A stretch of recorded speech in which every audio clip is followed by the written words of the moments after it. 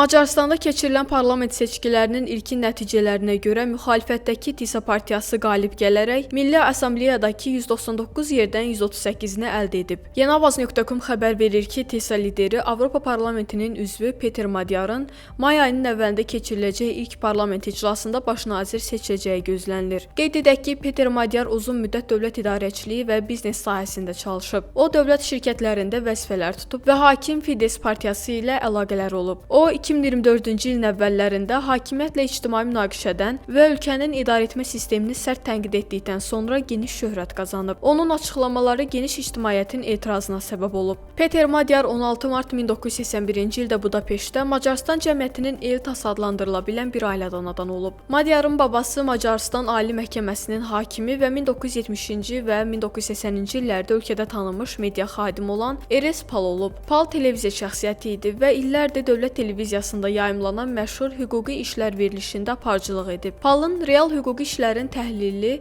o dövrdə populyar mədəniyyətin bir hissəsinə çevrilib. O, ölkənin ən nüfuzlu vəkillərindən biri hesab olunub. Peter Magyarın xaçatası nənəsinin qardaşı Budapeşt universitetlərindən birində hüquq professoru olan Ferenc Madl olub. O, daha sonra Fides partiyasına qoşulub və 2000-ci ildən 2005-ci ilə qədər Macarıstan prezidenti vəzifəsində çalışıb. Magyarın valideynləri də vəkil olublar. Buna görə də Peterin özünün universitetdə hüquq təhsili alması təəccüblü deyil. Lakin bundan əvvəl Magyar Budapeştin mərkəzindəki elit piarist katolik məktəbini bitirib. Magyarın sonradan BBC müxbiri Nick Torpe ilə müsahibəsində danışdığı kimi, o ilk dəfə Viktor Orbanla burada tanış olub. 45 yaşlı siyasətçi TİSA-ya 2024-cü ildə qoşulub. Partiya Macaristanda son parlament seçkilərindən əvvəl yaradılıb. Lakin heç vaxt orada iştirak etməyib. Peter Magyar 12 il Viktor Orbanın Vites partiyasının üzvü olub. Partiya 2010-cu il seçkilərində qalib gəldikdən sonra Magyar Xarici İşlər Nazirliyinə təyin edilib. Növbəti il o Macarıstanın Avropa İttifaqı Şurasına sədrliyi dövründə Macarıstanın Avropa İttifaqındakı daimi nümayəndəliyinə keçib.